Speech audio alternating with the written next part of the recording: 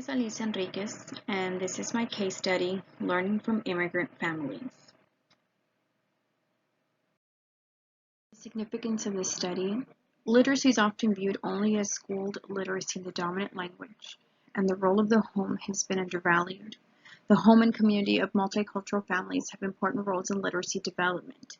These immigrant families draw on transnational literacy practices to fulfill multiple purposes that contribute to literacy. These practices have the potential to contribute to significant learning in classrooms for both immigrant children and their classmates. Schools need to recognize the practices that immigrant households engage in at home and in the community and create an educational shift in their schools to better instruct all students.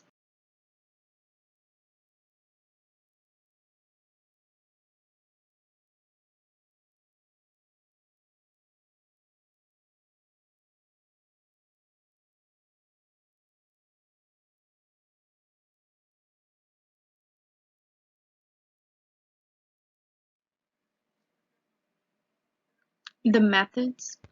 This is a qualitative research approach.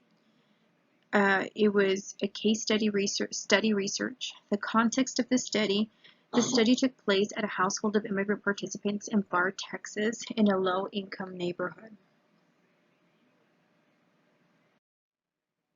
The participants are Juanita, 28 years old, and Javier, 30 years old, who are married together. They lived in the U.S. for 10 years. Both are immigrants from Mexico. They have two children, Manuel, 10 years old, Leslie, who's 6 years old. Juanita works as a waitress at a local restaurant. Javier works at a tire shop. Since both know Spanish, but Juanita understands some English words. The data sources are field notes, interviews, and the artifacts I collected were photographs, which were taken by me. The data analysis, this was a multi-step data analysis approach. For the past 10 years as a bilingual educator, I've seen the struggles and hardships children who speak another language other than English struggle with in school every day. From the hardship of acquiring another language that is not practiced at home to the state standards demanding more of them when children of immigrant families are incapable of comprehending a new culture, much less read and write in an unfamiliar language. I've experienced children who've sat crying in their classroom desks because reading and writing in English is too difficult. I've witnessed students who have never completed a homework assignment because their parents at home do not speak English or are unfamiliar with the concept. They are unable to make connections to text in their state basal books because the text is but experiences they have never encountered. For this reason, it is important to learn about some of the literacy practices and knowledge available in the homes of immigrant families to in return use their funds of knowledge to promote literacy achievement for all students. After analyzing the data, I was able to come up with several themes, and I'm just going to go over them really quick. Transnationalism. They use Facebook, YouTube, Skype to keep tabs of family in Mexico. They text in Spanish. The participants in their family had in the background, they had Mexican music playing all the time.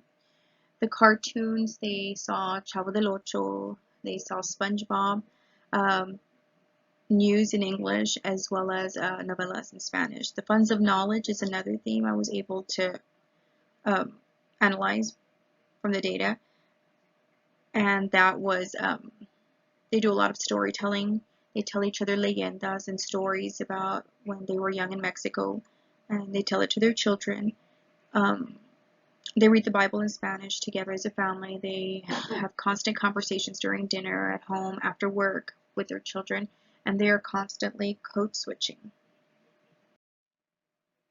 Two other themes I was able to analyze after collecting the data were community cultural wealth and social cultural learning. Based on the literacy practices I observed and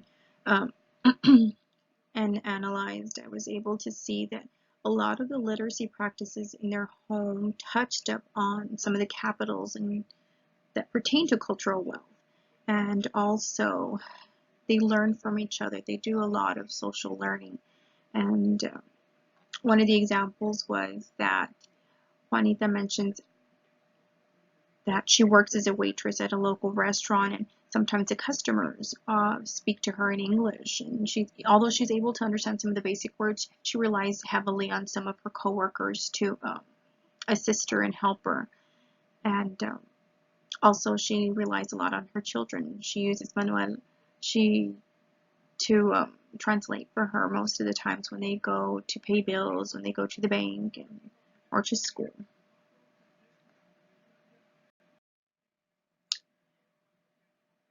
These are some examples of the field notes I collected, and it shows where they use English and Spanish regularly.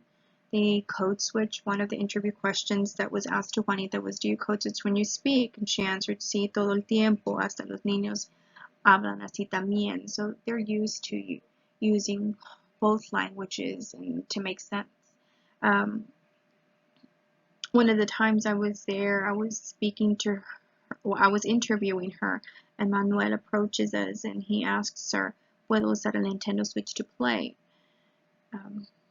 After that, he kind of repeated himself and he translated, ¿puedo usar el Nintendo Switch para jugar? And, so Juanita just nodded her head and said yes in English. So you can see the constant dialogue in English and Spanish being done among them.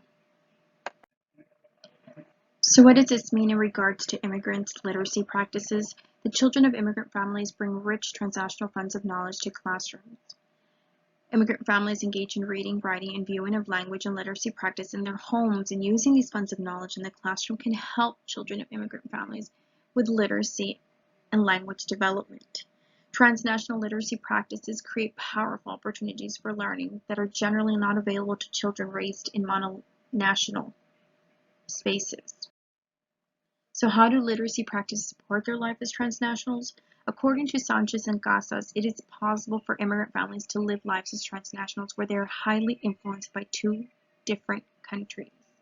The Jimenez family remains attached to both their new country and their country of origin. They're teaching their children the Mexican culture, the food, the language, while still supporting the development of English in their home by buying books that are in English and taking them to the library, exposing them to YouTube, exposing them to the English culture as well. What does this mean for immigrants' education and schooling? Well, according to Guerra, he states that educators must learn to recognize and make use of the students' transnational experiences and knowledge as they plan and implement instruction that supports the development of global citizenship. In other words, teachers must give careful consideration to the materials and resources that might be used to raise and explore transnational issues and use the knowledge children of immigrant families bring to the classroom. Schools need to recognize language and literacy practice that children engage in at home in their communities and use it to help promote literacy development in their classroom. And that's it.